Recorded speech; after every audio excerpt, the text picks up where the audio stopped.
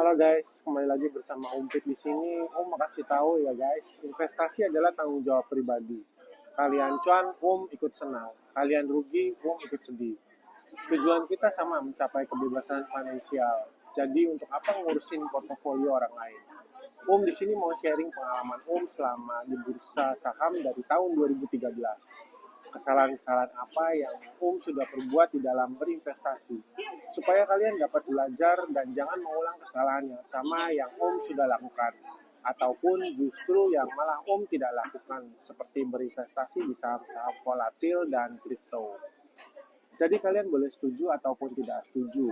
Bukan ahli analisa saham yang biasa memberikan rekomendasi saham A akan naik sampai sekian atau saham B akan turun di harga sekian. Dan menjual rekomendasi ini yang pada akhirnya justru malah menyesatkan dan bikin nyangkut. Kalian boleh membaca atau mendengarkan rekomendasi ini hanya sebatas masukan untuk kalian, untuk pertimbangan saja. Jangan dijadikan 100% acuan yang pasti. Bentuklah cara analisa kalian sendiri dari berbagai metode investasi yang kalian pelajari. Karena masing-masing pribadi akan berbeda penerapannya. Hanya ada satu Warren Buffett, hanya ada satu Loh Keng Hong, hanya ada satu Revi Halim, hanya ada satu Timothy Ronald di dunia. Karena situasi market dinamis dan selalu berubah-ubah, pilihan investasi pun semakin banyak dan beragam. Jadi bentuklah gaya investasi kalian sendiri. Latar belakang adalah pengusaha yang mempunyai uang sisa, yang investasikan di saham untuk membantu semakin cepat mencapai kebebasan finansial. Jadi risk profile juga low to moderate. Kalau ada yang tanya mengenai saham tertentu ke ya juga nggak bisa kasih tahu dengan pasti harus masuk di harga sekian dan target price di harga sekian. Harga wajar saham A berapa atau saham B bisa sampai harga sekian tidak.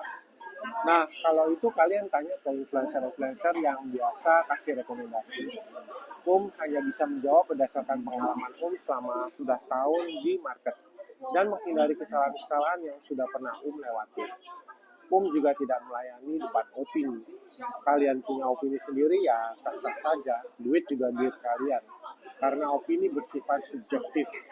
Tapi mari kita sama-sama belajar bagaimana berinvestasi dengan baik di pasar saham Indonesia. Mulai dari dasar dan hindari kesalahan-kesalahan dalam berinvestasi.